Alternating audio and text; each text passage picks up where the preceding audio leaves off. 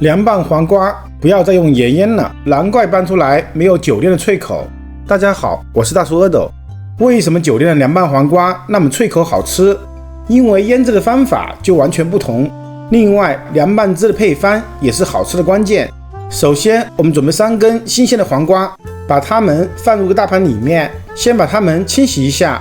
很多人在清洗黄瓜的时候喜欢加盐和面粉清洗，这并不是一个很好的方法。黄瓜使用的农药基本上都是水溶性的，所以最合理的方法就是先用清水浸泡5分钟的时间，然后用流动的清水清洗干净。黄瓜的表面有很多小刺，而且并不光滑，所以我们冲洗的同时，用一个百洁布或者小刷子把黄瓜搓洗干净。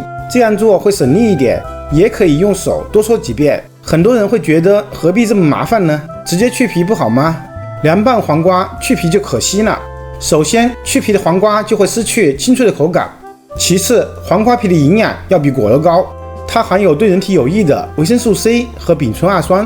清洗干净的黄瓜沥干水分后，用刀把两头切去不要，这些地方会有苦味。下一步，把切好的黄瓜放入一个干净的保鲜袋里面，把口子扎紧，然后用刀或者擀面杖把黄瓜直接拍碎。有了保鲜袋的保护，黄瓜的碎片和汁水就不会四处飞溅了。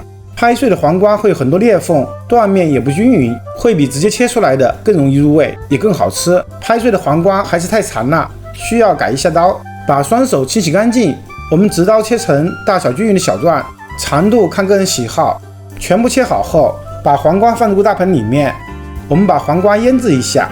这个时候就不要放盐了，我们朝盘中加入一些白糖，大约2勺左右，然后用洗净的双手把它们抓拌均匀，让白糖融化，杀出黄瓜的水分。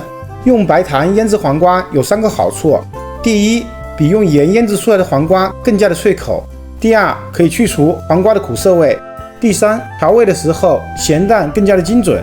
不相信的朋友可以亲自试一下。充分抓匀后，我们静置至少10分钟的时间。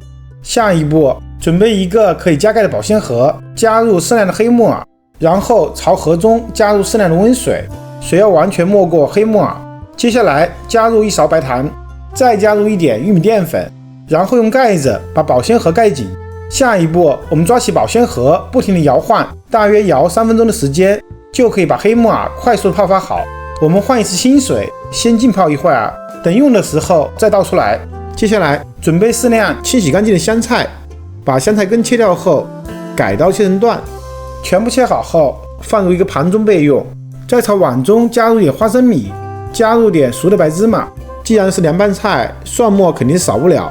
准备几个去皮的大蒜，用刀拍扁后，改刀切成蒜末。大家尽量切得细一点，让蒜末可以充分的与氧气接触，从而被氧化，才能生成对人体有益的大蒜素，具有杀菌的效果，同时香味也会更浓郁一些。切好后直接放入个大盘里面，这个盘一定要大一点，后期才好拌。再准备几个清洗干净的新鲜的小米辣，去蒂后改刀切成圈，切好后也放入大盘里面，和蒜末放在一起。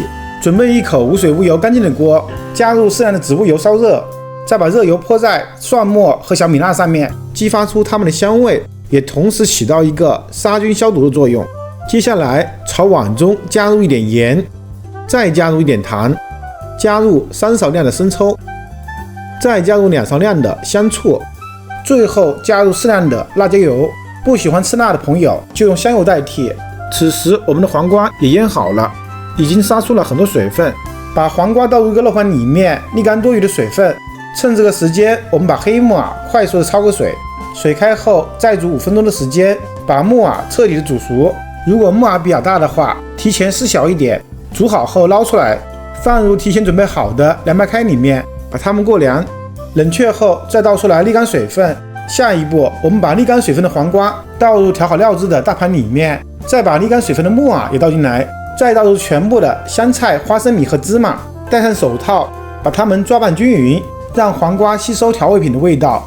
充分拌匀后即可起锅装盘。